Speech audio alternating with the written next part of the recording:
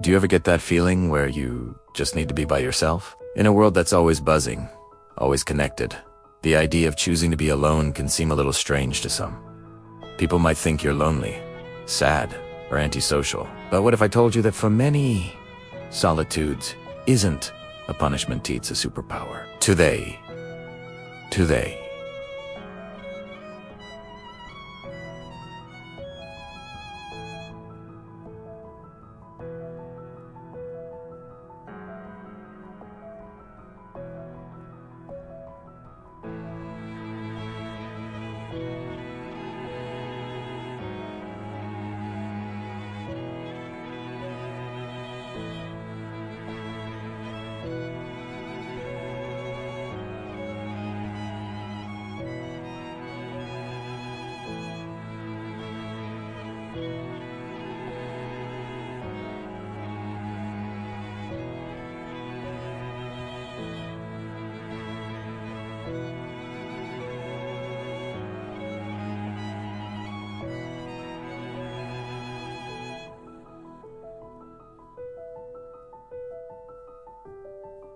We re-dive in deep into the beautiful world of being alone and exploring why some people genuinely love their own company. This isn't about loneliness. It's about the intentional, rejuvenating practice of solitude. First, let's get one thing straight. Solitude and loneliness are not the same thing. Loneliness is a painful, negative feeling of being disconnected or isolated against your will. It's a lack of connection that you crave. Solitude, on the other hand, is a choice. It's the positive, voluntary act of spending time with yourself. It's about recharging your social battery, not because you dislike people, but because you value your inner world just as much as the outer one. Think of it like this. Loneliness is an empty room you're locked in, while solitude is a private sanctuary you choose to enter. So, who are these people who seek out solitude? They're not just stereotypical hermits living in a cabin in the woods. They're all around us. Maybe it's your friend who loves solo hiking trips, your coworker who eats lunch alone with a book, or even you, when you decide to spend a Saturday afternoon just pottering around the house. Researchers have actually identified a few different types of solitude seekers. They're the introverts, who'd naturally gain energy from their alone time. Then there are the creatives, artists, writers, and musicians who need quiet space to let their ideas flow. And there are also the spiritual seekers, who use solitude for meditation, reflection, and connecting with a deeper sense of self. It's not a one-size-fits-all thing. People from all walks of life can find joy in their own company. But why does it feel so good? What's the science behind the bliss of being alone?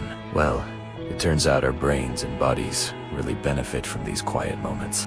First, solitude can significantly boost creativity and problem solving. When you're alone, your brain can wander freely without distractions. This is called the default mode network, and it's where your best aha moments happen. It allows you to connect disparate ideas and think outside the box. Have you ever had a brilliant idea pop into your head while you were in the shower? That's your default mode network at work, and it thrives in solitude.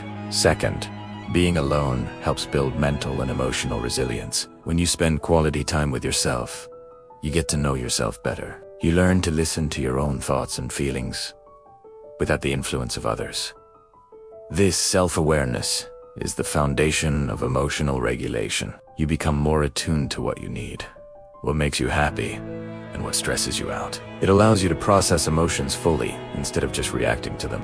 Over time, this builds a stronger, more stable sense of self, making you less dependent on external validation.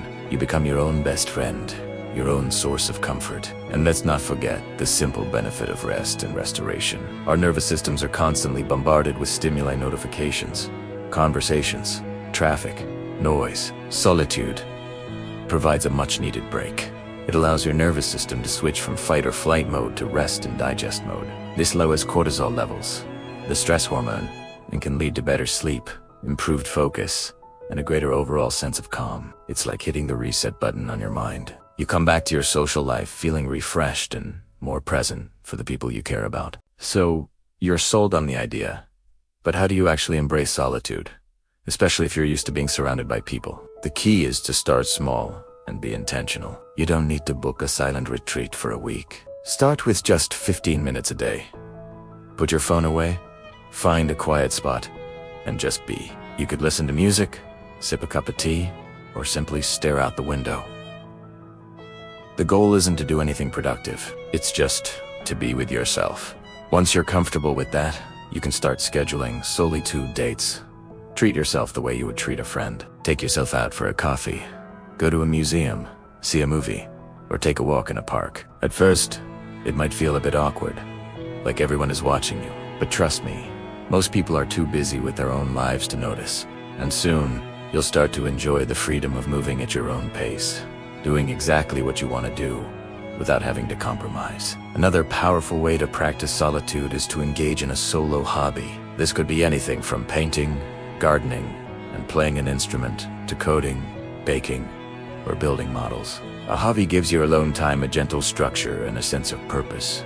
It allows you to enter a state of flow, where you're so absorbed in what you're doing that time just flies by. This is incredibly meditative and fulfilling, and it proves that being alone is far from being boring. It's also important to create a physical space that feels like your own personal sanctuary. It doesn't have to be a whole room. It could be a comfy armchair in a quiet corner, a small desk, or even just a spot on your balcony. Make it cozy and inviting. Fill it with things that bring you peace, whether that's plants, candles, good books, or soft blankets. Having a designated spot for your solitude signals to your brain that it has time to switch off and relax. Finally, remember to be kind to yourself. If you're trying to embrace solitude and your mind is racing with anxious thoughts, or you feel a pang of loneliness, that's okay. It's normal. Don't judge yourself for it. Gently acknowledge the feeling, and then guide your attention back to the present moment. Notice the sounds around you, the feeling of the chair beneath you, the taste of your drink. This is a practice, not a performance. The more you do it, the easier and more natural it will become. Ultimately, learning to enjoy your own company is one of the greatest gifts you can give yourself. It's not about rejecting the world or the people in it. It's about building a strong inner foundation so you can engage with the world more meaningfully. It's about finding a balance between connection and reflection. When you are comfortable and happy in your own skin, your relationships with others actually improve. You show up as a more whole, centered, and authentic version of yourself. So, the next time you feel the urge to be alone, don't question it. Embrace it. Your mind, body, and soul will thank you for it. Thanks for watching today. I'm curious, what's your favorite way to spend time alone? Let me know in the comments below. And if you found this video helpful, be sure to give it a thumbs up and subscribe for more content on living a more intentional life. See you in the next one.